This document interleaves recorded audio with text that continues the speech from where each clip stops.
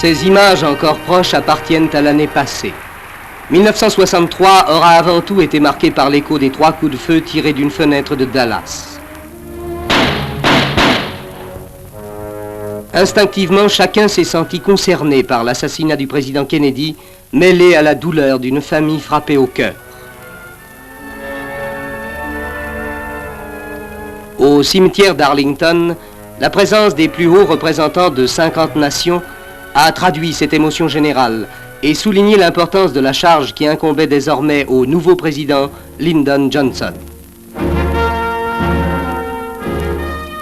John Kennedy avait engagé le monde sur le chemin de la détente Est-Ouest. La population de Berlin-Ouest avait pu l'acclamer en même temps que celle de Berlin-Est acclamait M. Khrouchtchev sans que le monde tremblât. 1962 avait été l'année de la crise cubaine. 1963 fut celle du téléphone rouge et de la liaison directe entre la Maison-Blanche et le Kremlin. La vie internationale ne fut pas toutefois exempte de remous. Il y eut le coup d'État qui coûta la vie au général Qassem en Irak et 1 mois après celui de Damas.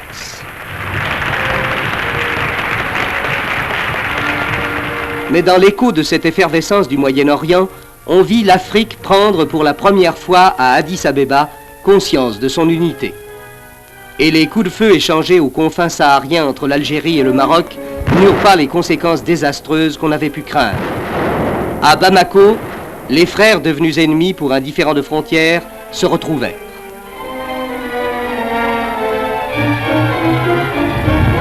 C'est peut-être Saïgon qui connut les remous les plus violents. Le président Diem et sa famille furent les victimes d'une journée sanglante.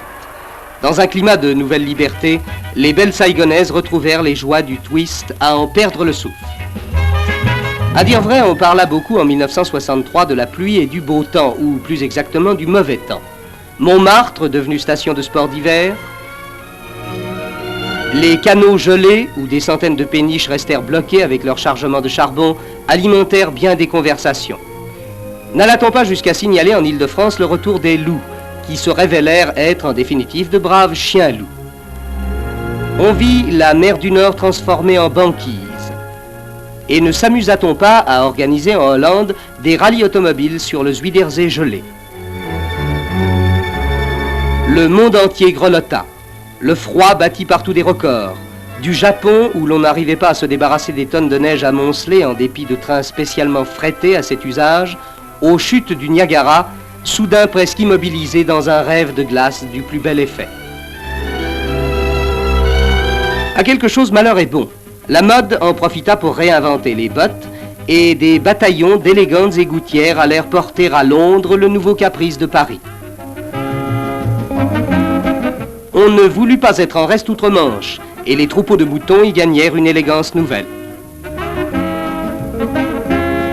Il reste que 1963 connut son cortège d'images tragiques. Le tremblement de terre qui détruisit Skopje, capitale de la Macédoine, fit 2000 morts. Cuba, après la Martinique, après Haïti, se débattit contre l'un des plus violents cyclones qui se soit déchaîné sur les Caraïbes. 1000 morts, 100 000 sans-abri. C'est encore la catastrophe du barrage de Vajont qui raya de la carte Langaronne et 8 autres villages d'Italie et fit 4000 victimes. C'est enfin l'explosion du Colisée d'Indianapolis qui termina le spectacle d'Holiday on Ice en tragédie épouvantable, 62 morts. Des figures célèbres ont disparu de la scène, la chanteuse Edith Piaf et, le même jour, le poète Jean Cocteau. Le père du cubisme, le peintre Georges Braque. L'un des pères de l'Europe, Robert Schumann. Le vent de l'histoire devait emporter aussi un grand pape. L'Église perdit après 5 ans de règne Jean XXIII qui lui avait donné une impulsion nouvelle en réunissant le concile écuménique. En reprenant en main les clés de Saint-Pierre, le cardinal Montini, devenu le pape Paul VI, allait poursuivre cette œuvre et même, en décidant le voyage de Jérusalem, lui donner encore plus de relief. En France, toujours acclamé par les foules au cours de ses voyages, le général de Gaulle fit porter l'essentiel de son effort sur les problèmes européens. Et les derniers jours de l'année lui donnèrent raison, en voyant aboutir à Bruxelles l'accord agricole qui crée l'Europe verte au terme d'un ultime marathon qui fit sensation. Le début de cette même année avait vu la conclusion du traité franco-allemand de coopération que signèrent le général de Gaulle et le chancelier Adenauer, dont ce fut le dernier acte avant de céder sa place au chancelier Erhard. La vie anglaise, quant à elle, qu'on disait si réservée, fut bouleversée par une certaine Miss Keeler, ce qui entraîna le suicide d'un ostéopathe célèbre, le Dr Ward, et par la suite la démission du Premier ministre, M. Macmillan, auquel Lord Hume succéda au gouvernement et à la tête du Parti conservateur. En même temps, l'attaque à la mode du Far West d'un train postal en pleine Angleterre et en plein XXe siècle faisait également quelques bruits. Mais passons. Les sujets de Sa Majesté ne manquèrent pas pour autant de sujets de satisfaction. La visite à Londres du roi Baudouin et de la reine Fabiola, que la reine Élisabeth et le duc d'Édimbourg conduisirent en carrosse à travers Londres, renoua entre les deux couronnes les liens d'une vieille amitié. Bruxelles connut quelque agitation suscitée par la querelle linguistique. Le rendez-vous des Belges succéda au rassemblement wallon et à la marche des Flamands. Plus grave fut l'explosion raciale qui agita les États-Unis et plus spécialement l'Alabama. La marche des Noirs conduisit à Washington 200 000 manifestants réclamant l'égalité de fait entre blancs et noirs. Les Américains avaient eu en tout cas une satisfaction. Pour la première fois, la Joconde avait traversé l'océan pour venir leur sourire. Les Français, naturellement blasés, se tournaient plutôt vers des célébrités moins racies. À 18 ans, Françoise Hardy, comme Sheila, à 17, devenait tête d'affiche. Place aux jeunes. La devise générale était d'être yéyé pour respecter les goûts d'une jeunesse débordante qui consommait une quantité incroyable de guitares électriques. Place aux jeunes, on vit même triompher dans les arènes espagnoles la classe biberon.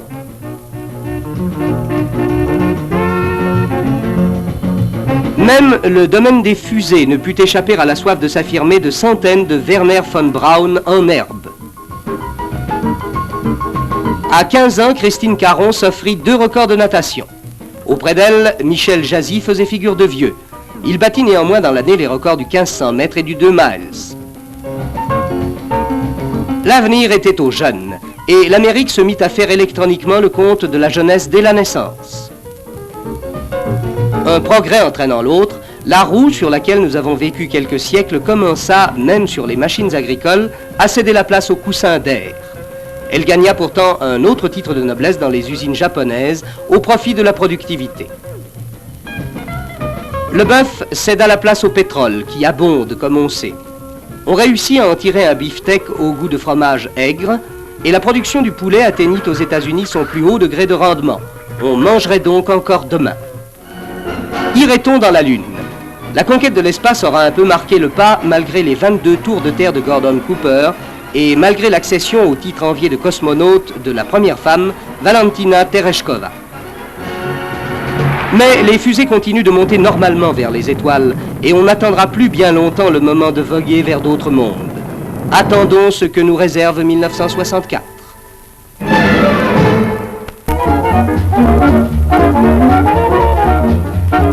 À la veille des Jeux Olympiques d'Innsbruck, les grands spécialistes du saut au tremplin ont pris les devants en participant aux compétitions internationales du début de la saison et notamment au saut de Garmisch-Partenkirchen en Allemagne de l'Ouest. Le tremplin de Garmisch est l'un des plus impressionnants du monde. Sur ce tremplin, en effet, ce ne sont plus des skieurs, ils se métamorphosent, on dirait des oiseaux.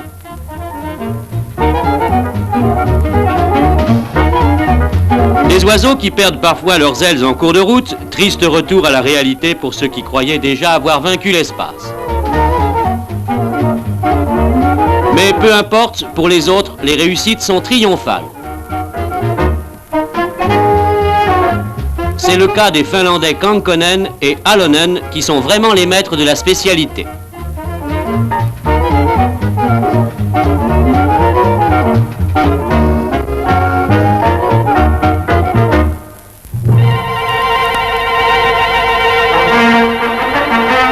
Nicosie, la capitale de Chypre, vient à nouveau de connaître les épreuves sanglantes qu'avait semblé régler en 1959 la conférence de Londres. Cette conférence où l'Angleterre, représentée par M. Selwyn Lloyd, abandonnait la tutelle de l'île et où Monseigneur Makarios, devenant le leader d'un pays indépendant, ouvrait une ère nouvelle que la population de Chypre tout entière, grecque et turque, accueillait avec ferveur. Les ans ont passé et l'enthousiasme est tombé. Entre les 450 000 Grecs et les 100 000 Turcs qui vivent à Chypre, les querelles ancestrales se sont réveillées et le sang a recommencé de couler. Prise en enfilade par les tireurs isolés, la rue Lédra, l'artère la plus animée de Nicosie qui sépare les deux quartiers, grecs et turcs, est devenue la rue sanglante. Cette terrifiante atmosphère a créé dans les quartiers proches une panique bien compréhensible et il a fallu évacuer hors de la ville des familles entières chassées de leur foyer par la crainte des combats de rue.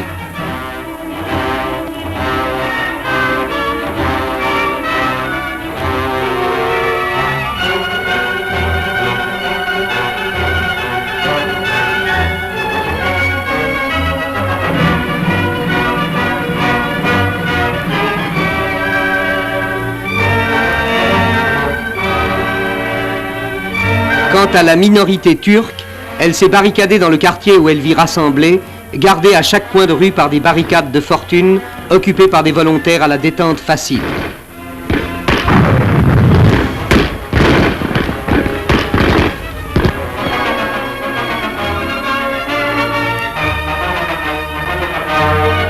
Cinq jours durant, Nicosie a vécu sous la terreur des réactions imprévisibles des deux camps.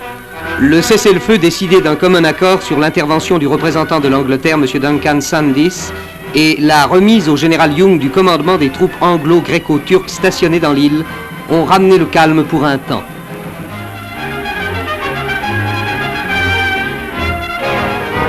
Mais d'autres incidents sanglants renaissaient en d'autres points.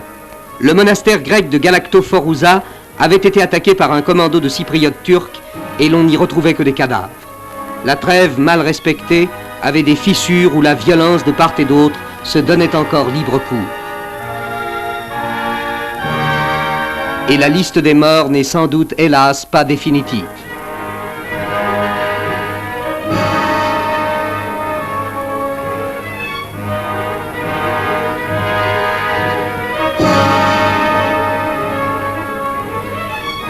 Pour cette population déchirée, le sang et les larmes sont les mêmes chez les Grecs que chez les Turcs. Il faut que cesse ce drame entre deux communautés établies et condamnées à vivre ensemble sur la même terre.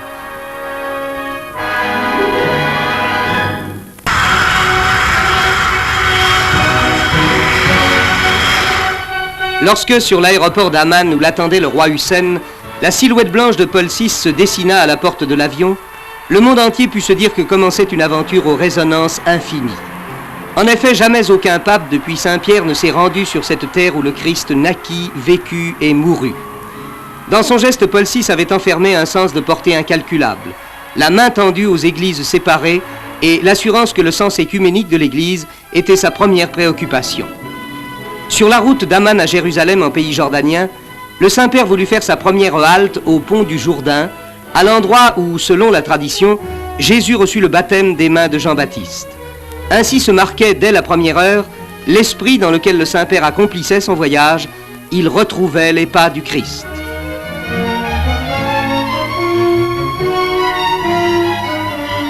Ce voyage était donc d'abord un pèlerinage. Mais l'enthousiasme de la foule jordanienne en faisait à l'arrivée à Jérusalem et dans le long cheminement de la voie douloureuse, une cohue invraisemblable où le pape disparaissait presque complètement.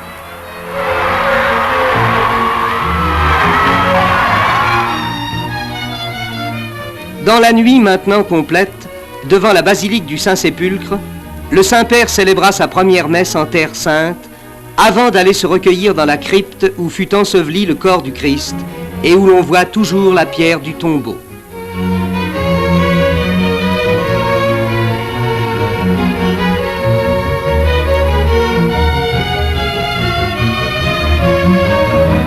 Le lendemain, à Megiddo, sa sainteté Paul VI entrait en Israël où, répondant au souhait de bienvenue du président de la République israélienne, M. Chazar, le pape ajoutait à son discours fait en français le mot hébreu qui est à la fois un salut et un souhait, Shalom, la paix.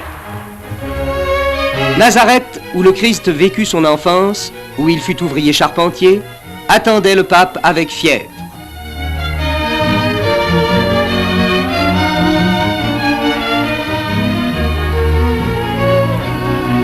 Dans la ville qui compte aujourd'hui 35 000 habitants, le pape allait bénir les murs de l'église inachevée de l'Annonciation, toujours au milieu d'une foule dont la chaleur, rompant parfois les barrages, l'emportait dans ses remous.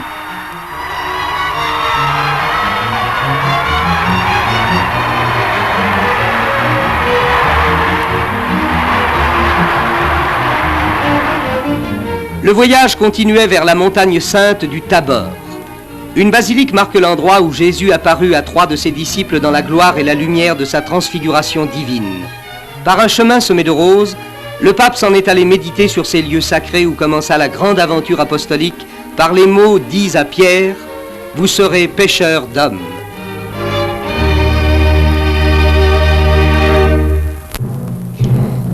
C'est au retour à Jérusalem que devait se dérouler l'un des actes les plus importants de ce voyage historique.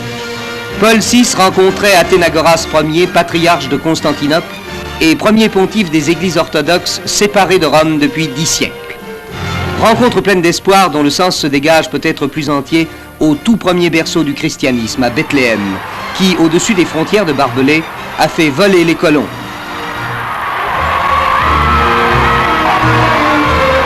C'est encore au milieu d'une foule compacte que le successeur de Saint-Pierre est allé prier à l'église de la Nativité, élevée au-dessus de la grotte où naquit celui qui annonça la paix pour les hommes de bonne volonté. C'est peut-être sa méditation en ce lieu sacré qui inspira au pape Paul VI le pressant appel à la paix qu'il adressa à tous les chefs d'État et à tous les peuples, qu'ils collaborent plus efficacement pour obtenir la paix et la vérité dans la justice, dans une liberté et dans un amour fraternel.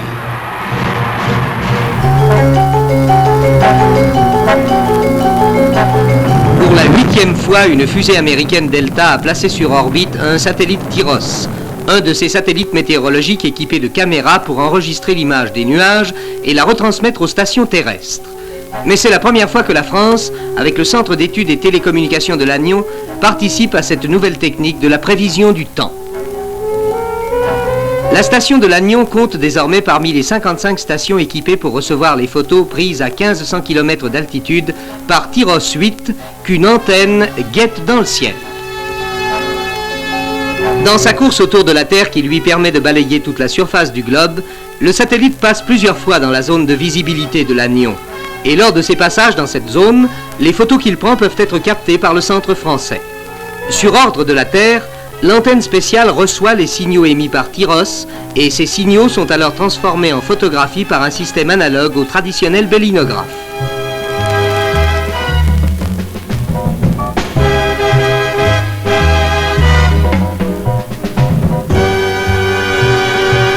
Ce n'est alors plus qu'un jeu pour les météorologistes de situer sur une carte, à l'aide d'une grille correspondante à la photographie, les formations nuageuses qui intéressent toute une région.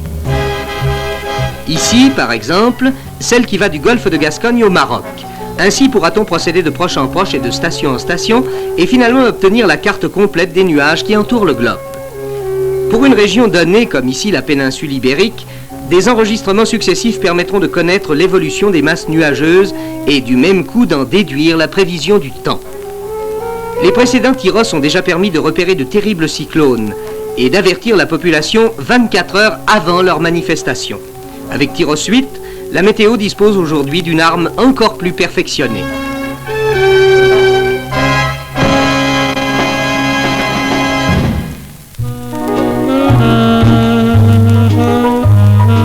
La mode parisienne est entrée dans l'année la nuque basse, c'est-à-dire qu'elle a réadopté le catogan, cette coiffure ravissante qui fut une part du style 18e. Mais bien sûr un catogan rajeuni, renouvelé, ainsi le catogan de Jacques Desange. Et celui d'Antoine Salvador, d'une audacieuse fantaisie.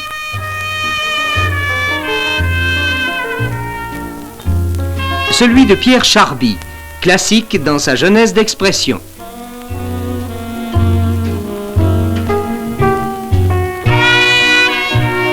Et enfin celui si pur et si saillant, sans nœud ni cocarde, de Jacques Dutour.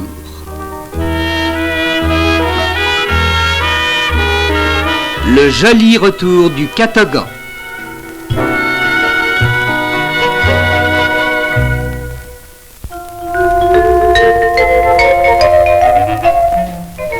Le calendrier des postes que, selon une tradition toujours chèrement appréciée, les préposés d'aujourd'hui dans leur costume modèle 63 sont venus offrir pour la nouvelle année, a maintenant 110 ans. Depuis 1854, date de sa naissance, il semble avoir mis un point d'honneur à se faire, dans un style changeant mais toujours très particulier, le reflet, disons, de l'histoire. De la famille impériale à nos jours, en passant par la guerre de 70, pendant et après, il a imposé dans chaque famille sa vision sommaire des événements et de la vie quotidienne.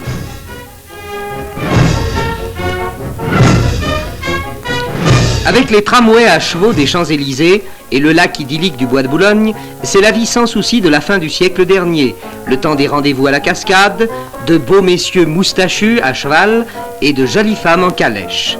C'est aussi le temps béni des casinos et des rassemblements fiévreux autour du tapis vert. 1900, on vient voir et complimenter l'armée française. Voici le temps des valses et des volants. Le temps des bains de mer à la mode. Les mécaniques commencent à impressionner sérieusement les jolies promeneuses. La petite reine conquiert le beau sexe et lui apporte des sensations nouvelles. Et puis, c'est 1914. La jumelle rivée sur la ligne bleue des Vosges, le défenseur de la patrie à fière allure. Comme les compagnies cyclistes du début de la guerre, jusqu'à l'apparition du bleu horizon qui créera la silhouette du poilu. Et l'on attendra 4 ans. 1925, c'est l'image de la femme au volant et de la garçonne, le temps d'un Charleston. En attendant d'arriver à l'autre guerre, celle à qui ces engins donnaient une allure d'apocalypse, croyait-on. Celle aussi dont l'exode est resté dans les mémoires. Et puis viendront les calendriers de la Libération.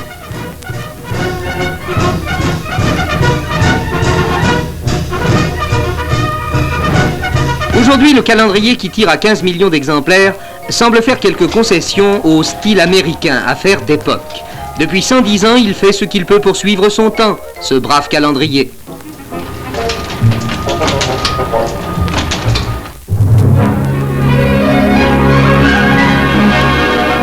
Bien qu'il n'y ait pas de neige cette année dans les Alpes, les skieuses françaises sont déjà prêtes pour les Jeux Olympiques d'Innsbruck. Au slalom spécial de Grindelwald, malgré l'Autrichienne Tradl Leicher, malgré l'Américaine Jean Saubert, Marielle Guatchel, l'enfant sage du ski féminin français, a remporté une nouvelle victoire. Au cours de cette épreuve, Marielle Guatchel a joué les héroïnes, il lui a fallu subir un véritable chemin de croix. Après avoir heurté un piquet avec une joue au cours de la première manche, la petite championne a dû ensuite éviter un officiel qui, malencontreusement, était tombé sur la piste. Miracle, elle a quand même gagné, comme elle gagnera peut-être les Jeux Olympiques.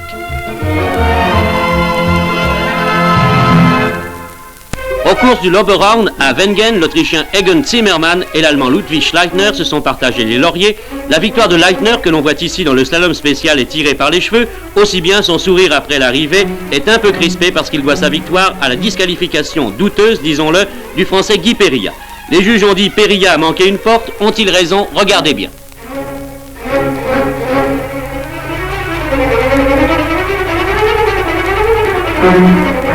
Il semble, si l'on en juge par ce document, que Guy Périlla n'ait pas avalé la porte. Apparemment, il est bel et bien passé entre les deux piquets. Quoi qu'il en soit, déclassé ou non, après cette course, Périlla est l'un des favoris numéro 1 du slalom spécial des Jeux Olympiques. Et c'est sans doute pour cela qu'il est sans rancune contre son vainqueur inattendu, Ludwig Schleitner, qui l'a quand même félicité. Aux îles Hawaï, c'est le printemps toute l'année. La plage de Mahaka, c'est une espèce de paradis terrestre, un paradis pour touristes riches en dollars. Mais les rois de Mahaka, ce ne sont pas les milliardaires, ce sont les champions du surfing. Rien n'empêche d'être milliardaire pour pratiquer le surfing, mais la qualité majeure pour un champion de cette spécialité, c'est surtout l'audace et la souplesse, et ce n'est pas toujours suffisant pour éviter les bains forcés.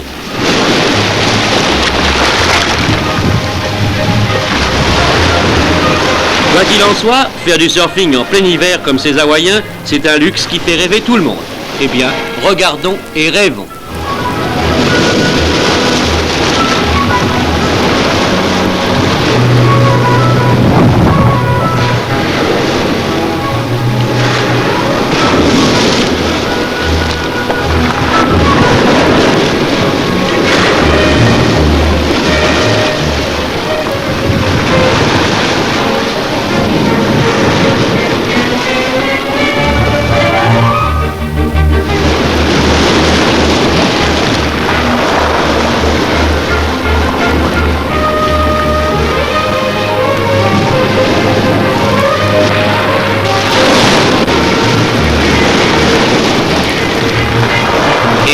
de surfing, ça c'est du sport.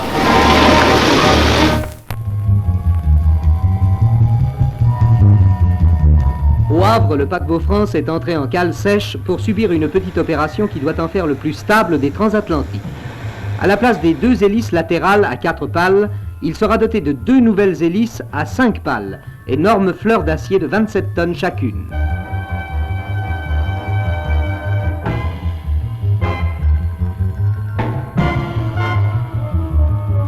Désormais, le navire aura ses 4 hélices identiques, ce qui lui conférera une plus grande souplesse. Sans doute, les promeneurs des jardins des Tuileries n'ont-ils jamais prêté qu'une attention légère aux statues qui bordent les allées. Personne ne regrettera qu'on leur substitue des sculptures de Mayol. Pour avoir une première idée de ce qu'apportera cette substitution, les maquettes de 16 des plus belles œuvres du grand artiste disparu ont été disposées dans les jardins. Demain, les originaux prendront leur place, et selon le vœu de M. André Malraux, les Tuileries deviendront le premier musée de sculpture en plein air.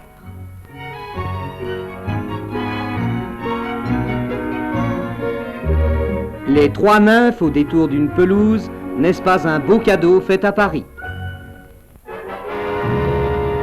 C'est ce même Paris qui vient d'être le théâtre d'un drame aussi incompréhensible qu'inexcusable. Boulevard Lefebvre, la carcasse de fer et de béton d'un immeuble de 12 étages en construction s'est effondrée sans raison apparente, ensevelissant les ouvriers qui y travaillaient. Jour et nuit, les équipes de secours se sont succédées. On a jusqu'ici retrouvé 23 cadavres. On compte également 17 blessés graves et quelques blessés légers. Aucun espoir ne subsiste de découvrir d'autres survivants. Il faut que toute la lumière soit faite sur les causes de cette catastrophe et que, s'il est besoin, justice soit faite.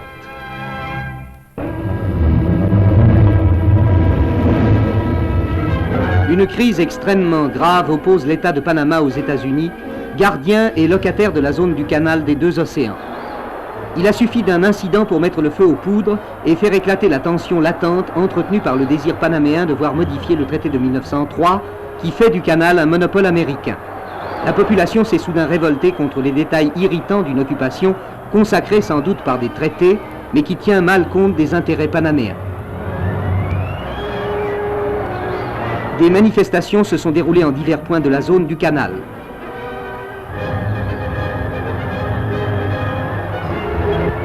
Des coups ont été échangés et le sang a coulé.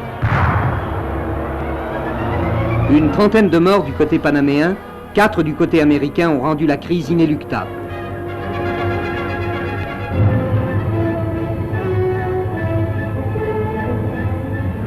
Et les obsèques des victimes ont marqué la profondeur du drame.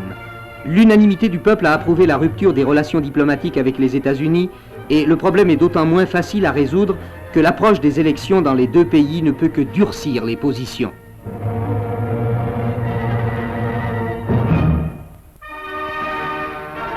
C'est de façon tout à fait impromptue que le leader cubain Fidel Castro a rendu à M. Khrouchtchev une nouvelle visite à Moscou. En dépit des communiqués qui semblent indiquer que ce voyage est motivé par des raisons de repos et de loisirs, on est facilement amené à penser que la visite de Castro pourrait être liée à la crise de Panama, dans laquelle les États-Unis ont déjà dénoncé les influences castristes.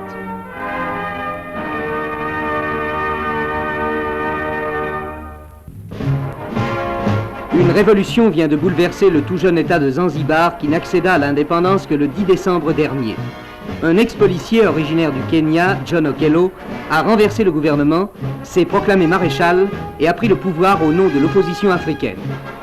Le sultan ayant réussi à fuir, les quelques 50 000 Arabes qui tenaient les leviers de commande, tant politiques qu'économiques, et les 20 000 Indiens qui formaient la fraction commerçante ont été les victimes de l'opération.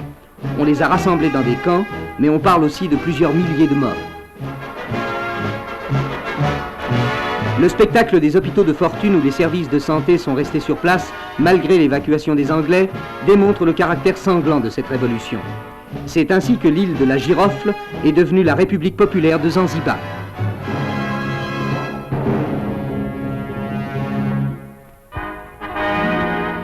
Au Caire, le siège de la Ligue arabe a servi de cadre à ce que l'on a appelé la conférence au sommet du monde arabe. Sur l'invitation du président Gamal Abdel Nasser, Le roi Hussein de Jordanie, le président Ben Bella, le président Bourguiba, le roi Hassan II du Maroc et les chefs d'État ou les représentants des 8 autres pays arabes se sont réunis pour étudier en commun le moyen de s'opposer au captage des eaux du Jourdain par Israël.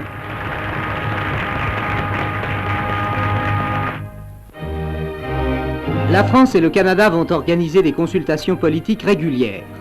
Ainsi en ont décidé le général de Gaulle et le Premier ministre canadien, M. Lester Pearson, venu lui rendre une visite officielle.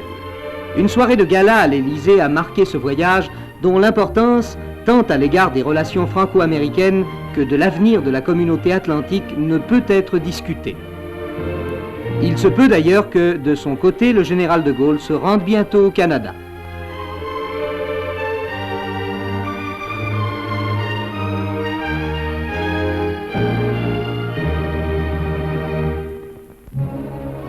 De jeunes Français vont coopérer à la promotion des populations africaines.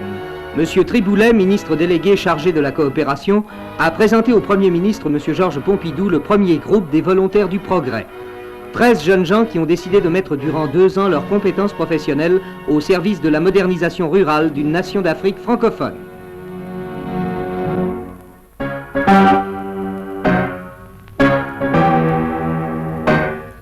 Rappelez que la colonne vertébrale est l'axe de soutien essentiel du corps est bien sûr un lieu commun, mais sans doute n'y pense-t-on jamais assez. Pendant toute la vie, en effet, la colonne vertébrale est mise à rude épreuve. Les gestes les plus simples et les plus quotidiens la malmènent et requièrent d'elle des qualités de solidité, de résistance et de souplesse assez évidentes pour qu'on la prépare de bonne heure aux nécessités de notre vie turbulente. On ne surveille jamais trop les mauvaises tenues des écoliers au travail, parfois dues à un éclairage mal orienté. Ou ces attitudes si souvent observées de ces enfants assis sur le bout de leur chaise et qui prennent avant l'âge un air voûté. Que dire de ces cartables surchargés à plaisir qui deviennent à la longue des causes de déviation alors qu'il suffit d'équiper les enfants de cartables à bretelles ou de les obliger à réduire le contenu au strict minimum. Plutôt que de risquer d'en arriver à de véritables déformations qui, une fois acquises, demandent un traitement très long et très pénible, il importe de prévenir le mal à sa source. Une musculature trop faible prédispose l'enfant pendant toute sa croissance à des déviations susceptibles de devenir des déformations. Des exercices correctifs appropriés sont alors nécessaires pour aider à combattre les mauvaises attitudes. Dans ce domaine, la natation dirigée possède le maximum de valeur thérapeutique, dans la mesure où elle étire la colonne vertébrale et renforce la sangle musculaire qui tient l'édifice du tronc. La vie d'adulte réclame une constitution solide. Il suffit en définitive de bien petites servitudes et d'un peu de persévérance pour y préparer les enfants.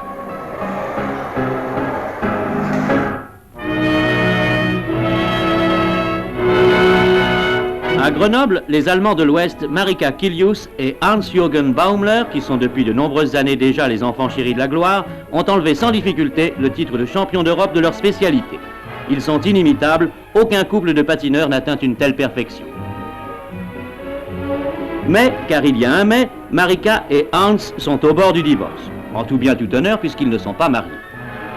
On leur offre 50 millions par an pour passer professionnel. Hans a dit oui, mais Marika a dit non. Elle préfère le mariage à l'argent. Résultat, leur association va bientôt prendre fin.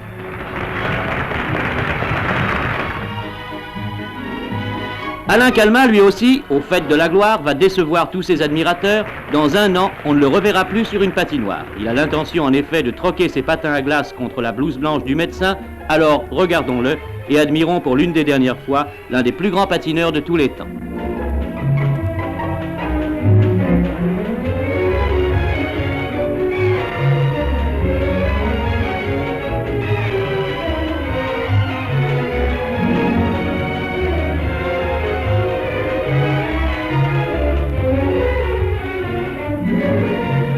Et avant sa retraite, Alain Calmat pourrait bien ajouter à son titre de champion d'Europe la médaille d'or des Jeux Olympiques.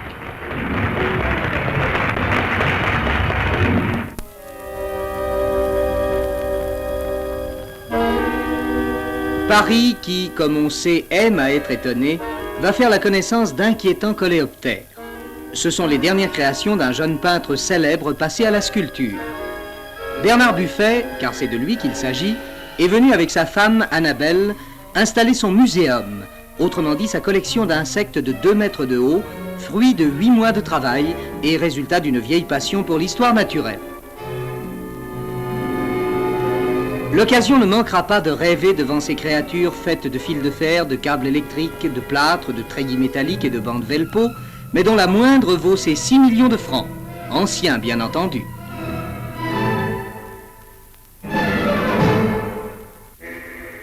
À 74 ans, la Tour Eiffel peut aujourd'hui espérer être classée monument historique, en même temps du reste qu'une devanture du boulevard de la Madeleine, due à l'architecte Mallet Stevens, et l'hôtel particulier du verrier René Lalique.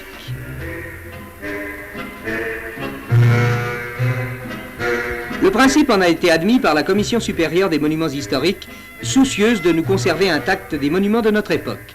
Non sans éclectisme, puisqu'avec la synagogue de la rue Pavée, un garage de la rue de Ponthieu serait également élevé à la dignité de monument historique.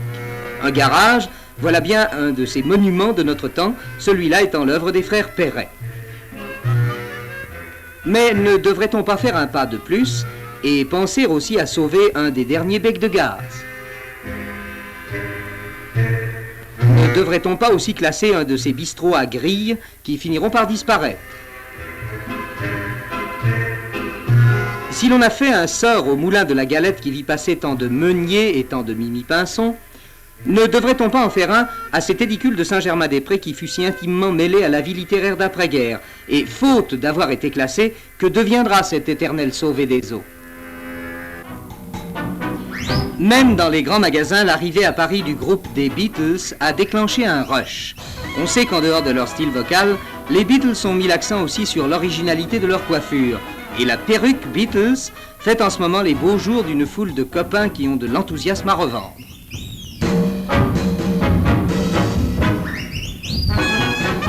Celle-là, c'est du vrai.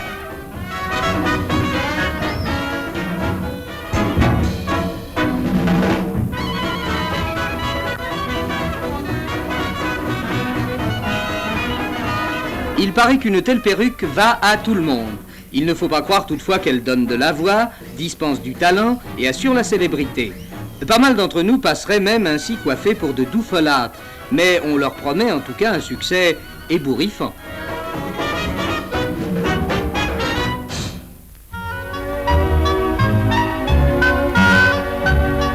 Dans la nuit des temps et dans la nuit tout court, des noms scintillent qui évoquent des silhouettes ou des visages.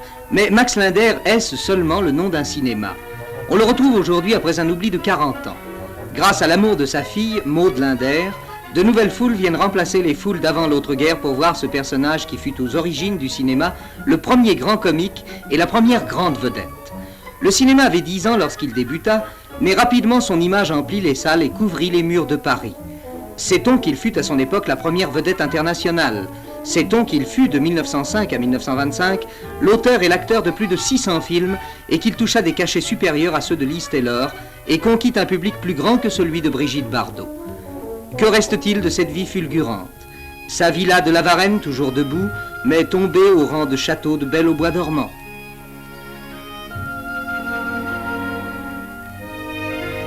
Les vieux studios de Vincennes qui furent le départ de gigantesques installations de Hollywood. L'hôtel où il se suicida un jour de 1925. On l'a oublié pendant 40 ans. Pourtant, quelle place fut la sienne ? Écoutons Marcel Achard. Si je devais écrire pour un dictionnaire académique une définition de Max Linder, je dirais célèbre comique français qui, par ses inventions, ses trouvailles, ses gags, son génie, a été non seulement le précurseur, mais l'inventeur du comique américain. Il laissait un disciple génial, Charlie Chaplin, qui a dit « Sans Max Linder, je n'aurais jamais fait de cinéma. Je salue en lui mon professeur et mon maître. » Et il faut rendre grâce à Maud Linder, la fille du grand disparu, qui, après des années de recherche et de patience, a su nous réapprendre le nom de ce père qu'elle n'a pas connu et dont le visage nous redevient vivant comme celui d'un ami retrouvé. Cette semaine, vous allez voir le 7e épisode de Soyez ma femme. Vous n'avez pas oublié que Max est fiancé avec la ravissante Esmeraldine. Il se rend chez un très grand couturier pour lui offrir la robe de ses rêves. Mais comme toujours, de nombreuses aventures l'attendent.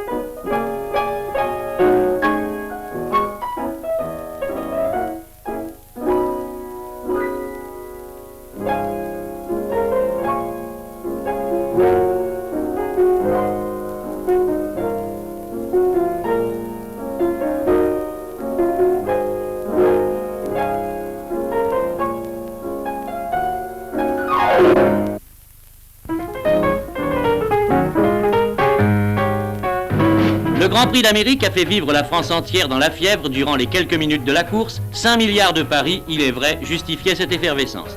Dans les tribunes et sur la pelouse de Vincennes, 45 000 spectateurs vociférants. Le gagnant, ce ne sera pas celui-là. Patara, le numéro 14, va être victime d'un drame. Ce trotteur magnifique va disparaître juste avant la dernière ligne droite. Le sulky heurtera un piquet de la corde et Simonard, le driver, sera projeté au sol. Bien malin, celui qui avait pensé au vainqueur. Vous le voyez qui déboule en tête, c'est le 13, le cheval italo-américain Nike Hanover.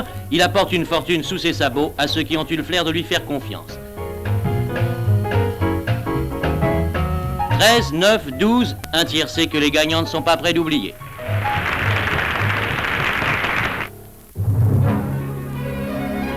Cette jeune femme de 32 ans, Chrissa Pellissier, va refaire toute seule, à bord d'un tout petit avion de 180 chevaux, la ligne héroïque de Jean Mermoz.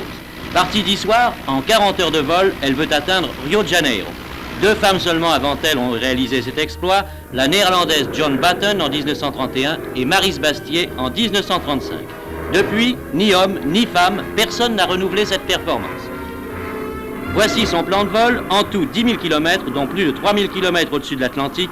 Même à l'époque des cosmonautes, c'est encore un exploit. C'est au Canada que se déroule cette scène, mais n'allez surtout pas croire que les Canadiens ont la bougeotte et qu'ils déplacent comme cela leur petit chalet par goût des voyages. Pas du tout, c'est pour aller à la pêche que les habitants du village canadien-français de Sainte-Anne-de-la-Pérade effectuent ce déménagement. Ils aiment la pêche, mais la pêche dans le confort. Alors, comme les poissons ne viennent pas tout seuls chez eux dans leur appartement pour mordre à l'hameçon, qu'à cela ne tienne, petit poisson, c'est la maison qui va jusqu'à vous et qui s'installe sur le lac gelé. Et voilà, le tour est joué. On peut comme cela pêcher du poisson frais tout en fumant sa pipe au coin du feu ou en continuant de vivre comme chez soi.